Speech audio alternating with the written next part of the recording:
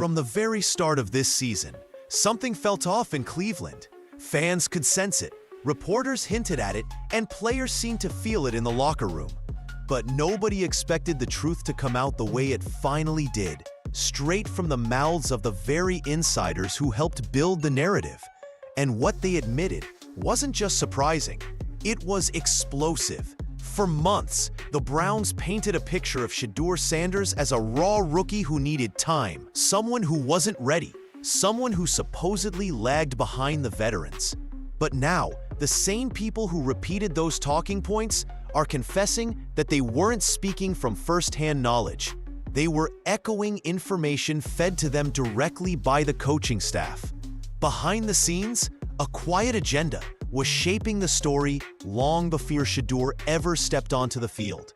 And once you look deeper, the puzzle pieces start falling into place fast. Because while the public heard claims about development, patience, and NFL readiness, the QB tracker data inside the building told a completely different story. It showed Shedeur outperforming every quarterback on the roster from the moment he arrived. It proved he was poised, accurate, and ahead of schedule. Yet instead of rising up the depth chart, he was pushed down it. Fourth string, redshirt talk, and weeks of silence where the head coach refused to even say his name. That's not miscommunication.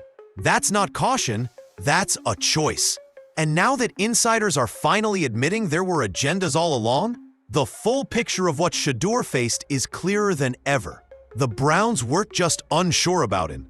They were determined to keep him out of the conversation entirely. But the thing about hidden agendas? They never survive the truth for long. The first real shift in this entire saga didn't come from a leaked document, a viral clip, or even a sudden change in the Browns' depth chart. It came from something far more revealing. An insider finally saying out loud what fans had been sensing for months. When a Browns reporter admitted live on ESPN Cleveland that agendas were the biggest concern heading into the season, it didn't just raise eyebrows.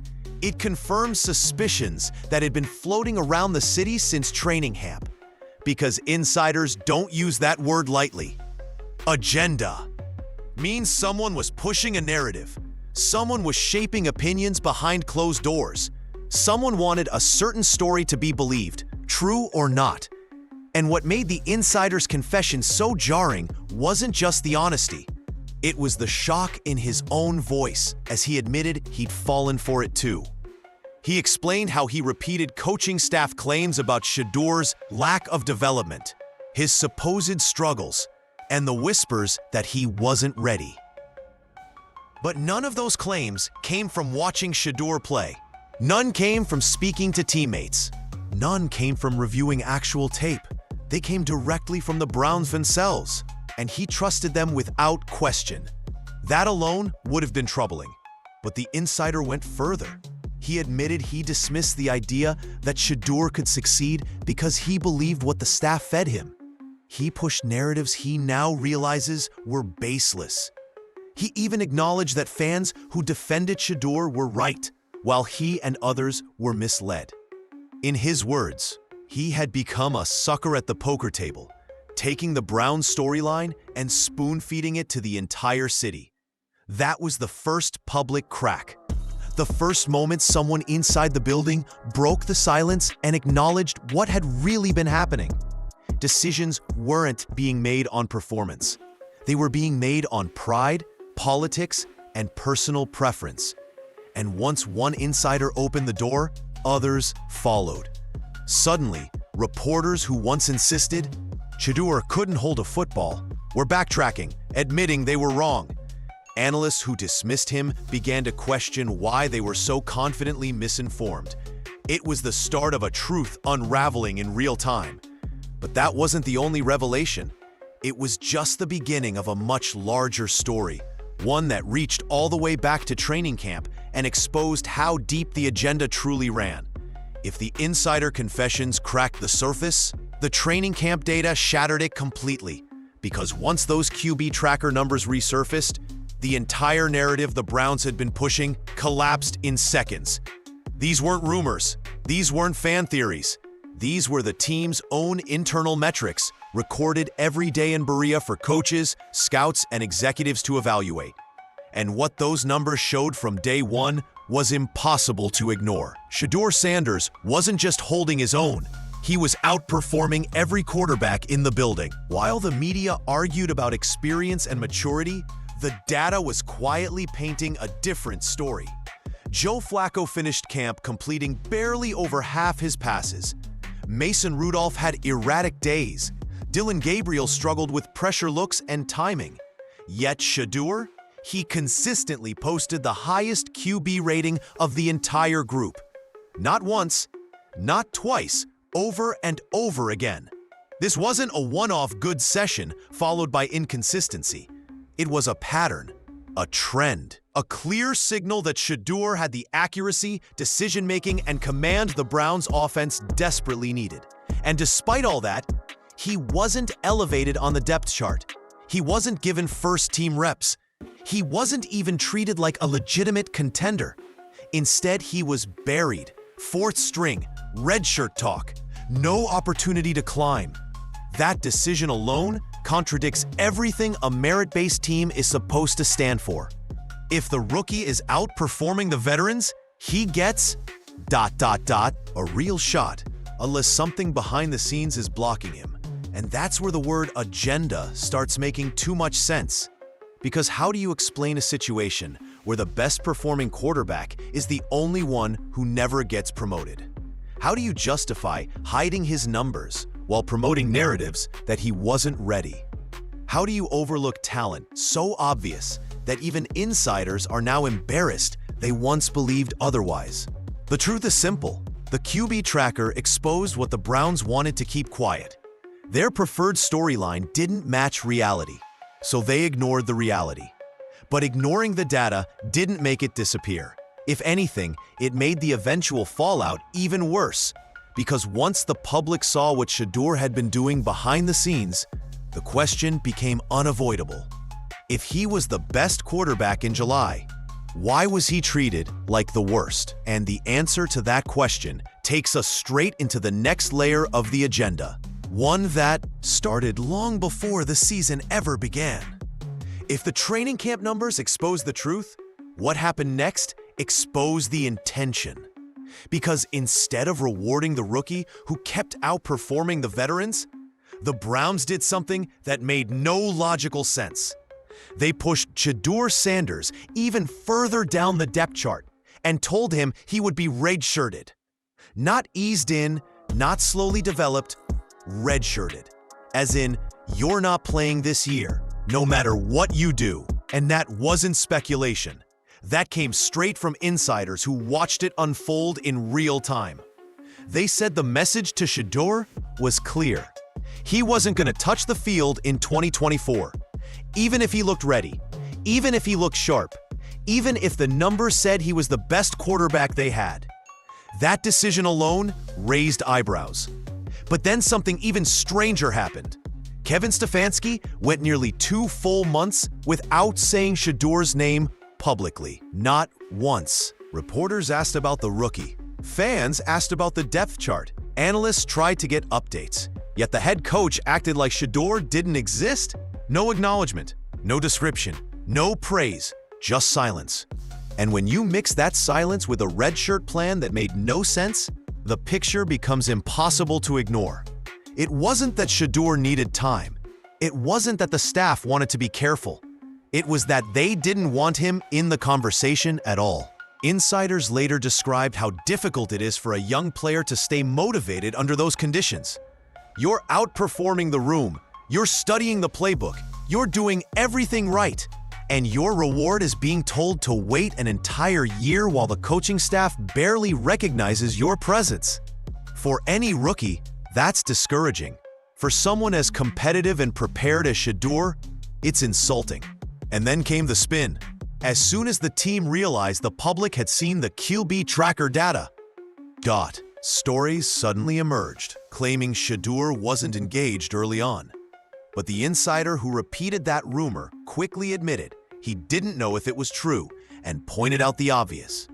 How is a rookie supposed to stay fully engaged when the staff already decided they don't want him? The red shirt plan wasn't development. It was exclusion. The silence around his name wasn't an oversight. It was intentional. And once you understand that, the next part of the story becomes unavoidable, because we're about to confront why the coaching staff wanted Shedeur out of the picture from day one. Once you understand how Shedeur was redshirted and essentially erased from the conversation, the next question becomes the most important one of all. Why? Why would a coaching staff ignore key data? Why overlook a promising rookie? Why treat the best-performing quarterback like an afterthought? The insiders finally gave us the first real clue. There were people in the building who wanted to be smarter and right, but ended up being wrong. That one sentence reveals everything. This wasn't about football. It wasn't about development. It wasn't even about competition. This was about ego. There were individuals inside the Browns organization who had already chosen their preferred quarterbacks. Guys like Joe Flacco, Mason Rudolph, and later, Dylan Gabriel. These were the players they believed fit their system, the ones they wanted to be proven right about. So when Shedeur Sanders arrived with a famous last name, national attention, and the expectation that he'd rise quickly, it rubbed certain people the wrong way. Reports suggest some staff members wanted to show the world that hype didn't matter, that pedigree didn't matter, that they could find and elevate their guy instead. And the easiest way to do that? Push Shedeur out of the picture completely. They couldn't let him compete on equal ground, because equal ground meant the data would expose the truth. He was better. So instead, he was put at fourth string. Instead, they planned to redshirt him. Instead, they pushed narratives claiming he wasn't ready, wasn't engaged, or wasn't putting in the work. Convenient explanations for decisions that never made sense in the first place. But the real giveaway was the silence from Stefanski. For nearly 2 months, he refused to even say Shedeur's name. Not acknowledging a player publicly is one of the clearest signs of internal resistance. It's a subtle message to the team and the media. He's not my guy. And when a head coach doesn't want you, everyone feels it. Assistants follow that lead. Reporters echo that tone. Narratives start to form. Before Shedeur even had the chance to prove himself, the staff had already written his story for him. But there's one thing agendas never account for: reality. And when Shedeur finally stepped on the field, reality hit the Browns harder than anyone expected. Because the moment he played, the entire hidden plan collapsed. Every agenda, no matter how carefully crafted, eventually runs into one thing it can't outrun: performance. And the moment Shedeur Sanders finally stepped onto an NFL field, all the whispers, narratives, and behind-the-scenes scheming evaporated in real time. Because from his very first series, he played with a command and calmness that no depth chart manipulation could hide. The Browns tried to shape a story where he wasn't ready, yet he looked more prepared than every quarterback who'd been elevated above him. He didn't panic. He didn't rush throws. He didn't look overwhelmed. Instead, he looked like someone who had been ready for months, someone who had been waiting for the chance the staff tried so hard to delay. And then came the breakout: 364 yards, 4 touchdowns, historic production in just his third game. The kind of performance that makes an entire organization stop and ask, how did we miss this? Except the truth was, they didn't miss it. They ignored it. They had the data. They saw the practices, they witnessed the mechanics, the poise, the accuracy, the quick processing. But agendas don't crumble until the world sees what you've been hiding. And Shedeur made sure the entire world saw it. What made the moment even more powerful was how the locker room responded. Players gravitated toward him, not because of hype, but because he gave them something they hadn't felt all season: confidence. Veterans recognized his leadership instantly. Receivers trusted him. Linemen fed off his energy. You can't fake that kind of presence, and you definitely can't bury it once it reveals itself on the field. Stefanski couldn't downplay it. He couldn't ignore it. He couldn't hide behind vague press conference lines anymore. Shedeur didn't just earn the job, he forced Stefanski's hand. He made the agenda impossible to maintain, because benching him after performances like that wouldn't just look questionable, it would have detonated the entire locker room. And this is the turning point. This is where a buried rookie becomes undeniable. This is where the hidden narrative collapses under the weight of reality. Shedeur didn't rise because the organization believed in him. He rose because he left them no other choice. And once his play shook the building, the spotlight shifted to the one figure who had the most to lose from the truth coming out: the owner himself. As Shedeur's rise became impossible to ignore, attention shifted to someone far above the coaching staff: team owner Jimmy Haslam. And this is where the story takes a turn that even longtime Browns fans didn't expect. Because while Kevin Stefanski was quietly burying Shedeur on the depth chart, Haslam was publicly saying the exact opposite. In an interview earlier in the season, Haslam emphasized twice that the rookies needed real game experience. He talked about how critical it was to evaluate young quarterbacks before the 2026 draft, repeating that it was a daily, ongoing conversation between him, the GM Andrew Berry, and Stefanski himself. In other words, ownership wasn't just open to rookies playing, they wanted it. So how did the most prepared rookie in the building end up fourth string? That contradiction is where speculation began to swirl, and insiders started connecting dots. Reports didn't claim Haslam pushed against Shedeur. If anything, footage showed him warmly greeting Deion Sanders, supporting the Sanders family, and expressing excitement about their connection to Cleveland. That's why so many insiders believe the agenda didn't start at the top. It started lower. It grew among coaches and evaluators who were skeptical of Shedeur's playing. Spotlight, his hype, or simply didn't want to be proven wrong about their preferred quarterbacks. Because here's the part that raised eyebrows. If the owner wants rookies playing, if the QB tracker shows Shedeur outperformed Gabriel, if the rookie looked more polished than veterans, why did Dillon Gabriel start? Why did the rookies need reps message somehow apply to Gabriel, but not to Shedeur? Insiders say this wasn't an organizational stance. It was a coaching stance. It was personal preferences disguised as strategy. And Stefanski's 2-month refusal to even say Shedeur's name didn't make that theory any harder to believe. Rumors suggest Stefanski wanted the quarterback room to follow his blueprint, not the one the data pointed toward. Gabriel was his pick, Flacco was his steady veteran, and Shedeur, he represented a challenge to the narrative Stefanski wanted to protect. But once Shedeur broke out, that internal clash became exposed for the world to see. One side pushed performance, the other pushed preference. And now fans are asking a question Cleveland never expected to face. What happens when the owner and the head coach clearly weren't aligned on the future of the franchise? Because the fallout from that disconnect is what comes next, and it changes everything. If the internal agendas weren't enough, the media layer of this story reveals just how far the narrative around Shedeur Sanders was manipulated. And the most shocking part is that the same reporters who once repeated those negative claims are now walking them back on air, admitting that much of what they said wasn't based on first-hand evaluation. It was based on what the Browns told them. For months, local analysts pushed the idea that Shedeur wasn't ready, that he wasn't developing, or that he was somehow falling behind the veterans in understanding the offense.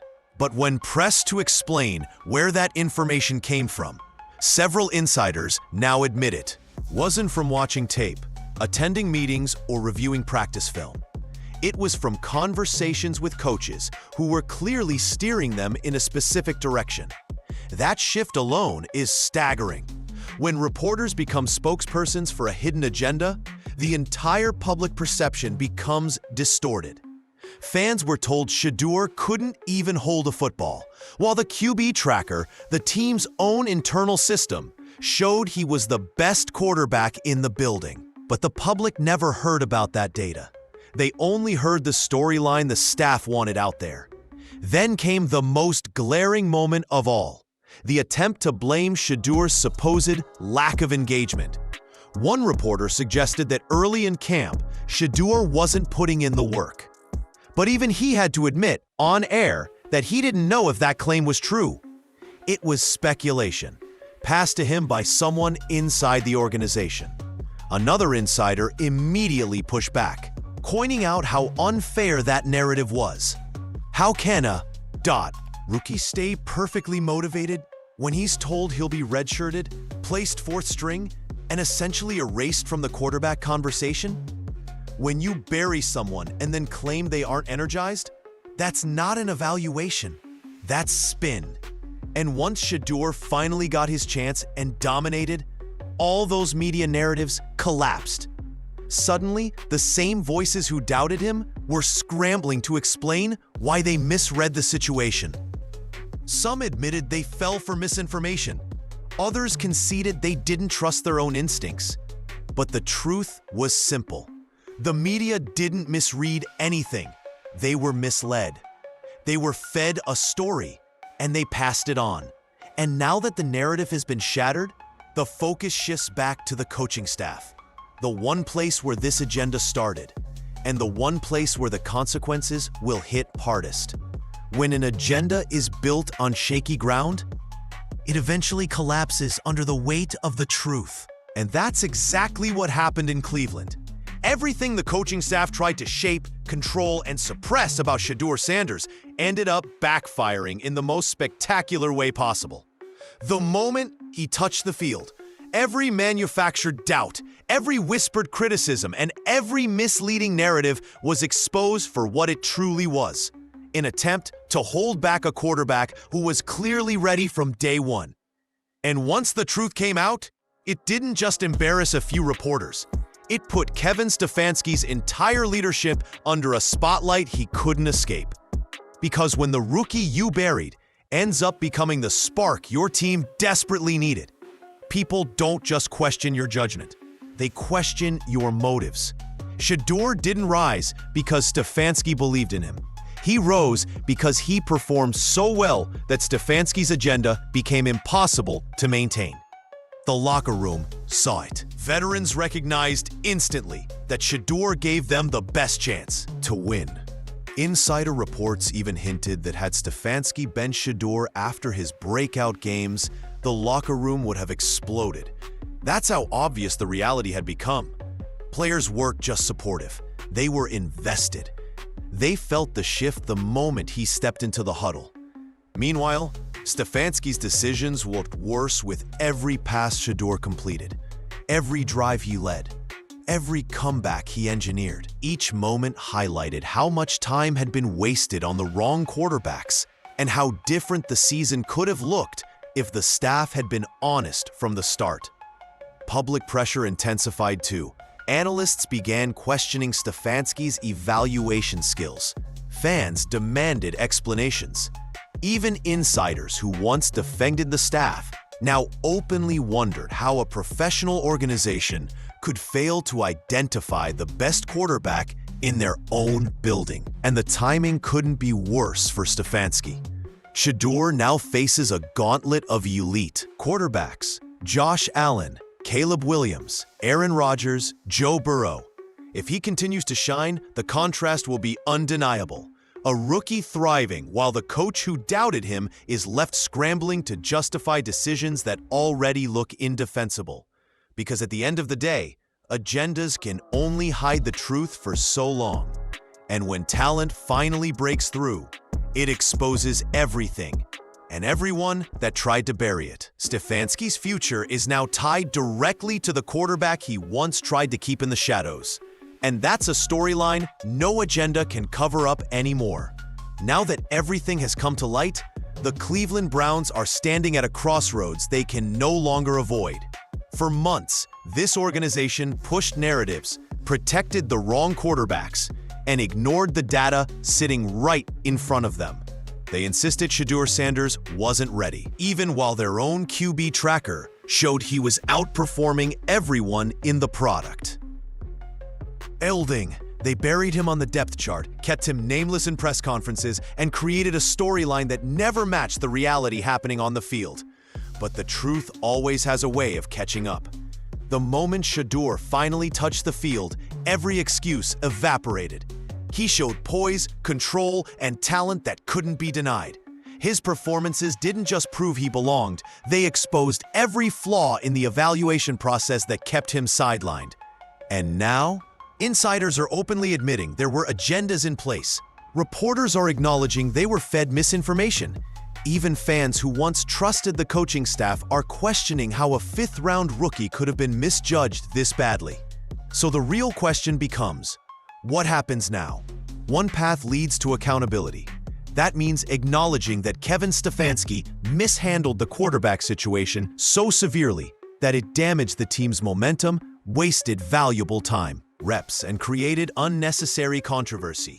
If the goal is to build around a franchise quarterback, then leadership must reflect the clarity, courage, and honesty required to develop one. Right now, Stefanski hasn't shown that. And if the organization is serious about maximizing Shedeur's potential, a coaching change might not just be justified. It might be necessary. The other path is denial, pretending this season was just unfortunate luck, pretending the staff had no bias, pretending the agenda never existed. But that road leads exactly where Browns fans have been trapped for decades: disappointment, regression, and wasted talent. Meanwhile, Shedeur's story is only beginning. He's stepping into the toughest four-game stretch of his young career, facing quarterbacks who define the modern NFL. And every snap he takes now raises the stakes for the people who doubted him. If he continues to shine, the conversation around him shifts from potential to arrival, and the pressure on Stefanski becomes unavoidable. Because when a quarterback this gifted rises despite the obstacles placed in front of him, the spotlight doesn't just illuminate his greatness, it exposes everyone who tried to hold him back. And Cleveland has to decide, right now, what kind of franchise it wants to be going forward.